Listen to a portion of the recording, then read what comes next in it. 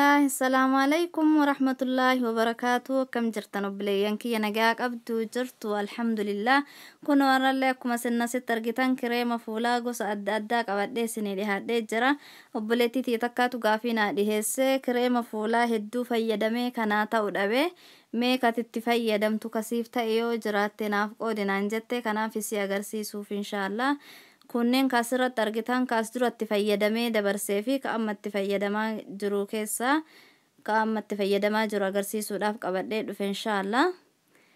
Jalqaba irratti kunoo akkuma sitti argitan kana aveenoodha.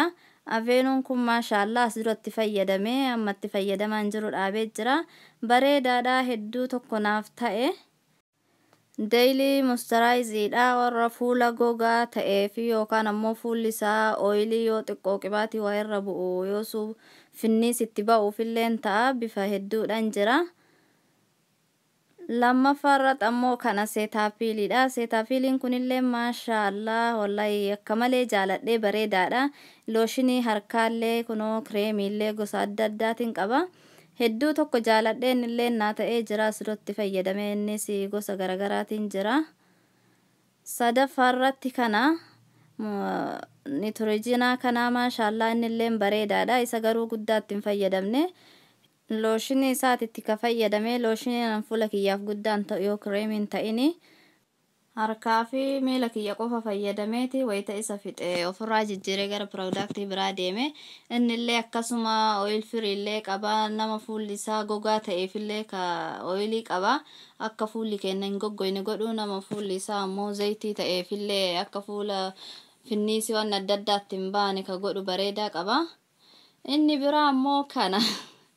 Kunin subhaanallah ittiin kalaayina kan as dura turee jira eega dibadhee gaafa biyya jiru dibadhee hiriyaati takka ta dibattu argee anillee bitee isii jala argee dibatuu jalqabee fuula wayiteessan akka malee bareecha hin qulqulleessa waan qulqulleessu fakkeessa garuu fuulli kee isa baratee jennaan bismillaahi lammata isa malee namaan jedha fuulallee nama jalaa balleessa.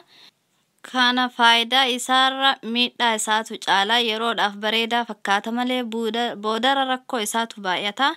Alhamdulillah umaallee natti hin baasne yoo suma fuulli kiyya didee lolee finniisa wayii natti baasee naan ofirraa dhiise garuu rakkoo isaatu baay'ata.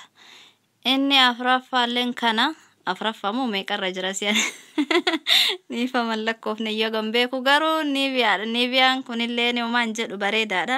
Garuu na guddaa naan taane yoo suma fuulli kiyya lolee isallee na dide innilleen kireemiinillee looshininillee gosa adda addaatiin jira hin jaallanne yoo suma ofirraa dhiise. Maashaallah kaaka'u badarii kana kunoo kan ammatti fayyadamaa jiru eegaa ammaa. Kun keessa kiyya ammallee harkaafillee fuula qaamaa fooma hundaafiyyuu isa fayyadamaa maashaallah sirriitti jaalladhe ammallee isuma fayyadamaa jira. Yeroo amma dubartiin daa'ima garaatti baattu yeroo ulfaasanii garaarratti shantarii afaan amaariffaatiin jedhamu sanii akka nutti hin baanee fi ganama galgala yeroo marayyuu dibannee jennee akka nutti hin baane godha. Ammallee da'aan booda yeroo deenne irraa baanellee yookaan nutti ba'u taate galgala marayyuu itti rafnu garaa keenya sanii massaajii goonee karafnu taate shantararri nutti ba'e sanillee nurraa xiqqeessa. Inni iyyuu asirratti barreeffamee jira afaan Ingiliffaatiin kanaafillee nu fayyada jechuudha hedduu bareedaa tokko. Kabira ammoo baaziliiniidha. Baaziliinii dhugumatti fuula yoo dibatan fuulallee nama jalaa gurraachessa jiranii hanguddallee fuulaaf hin fayyadamu garuu yeroo fayyadamu qaba. Yeroo aduu baaziliiniin bareedaa miti fuulaani. Yeroo garuu qabbanaa ammoo wintara qabbanni dhufu san yoo isa malee wanni nama dandahaa hin jiru. Maashaallah inni silaa faayidaan isaa himameen dhumamu. Yeroo ammoo wintaraa san kireemii fuulaaf itti fayyadamnu wajjin walitti maknee halkan yeroo rafnu yoo dibannee rafne qorra guddina saniin fuulli keenya akka nu jalaan goggogne taasisaa moisturaayizii godha maashaallah hedduu tokko bareedaadha. Kana fakkaata kireemawwan anas duratti fayyadamee fi ka'ammatti fayyadamaa jirulleen kana. Egaa yoo rabbii warra san nu godhe fuulduraafillee kabiraatti fayyadamuun kiyya hin oolu inshallah. Arraaf kana fakkaata maashaallah akka jaallattan abdii qabaa yoo jaallattan like share comment subscribe gochuu hin dagatina. Yaada yoo qabaattan karaa commentii jalaatiin naaf barreessaa inshallah. Aga viidiyoo biraatiin walitti deebinutti السلام عليكم ورحمة الله وبركاته.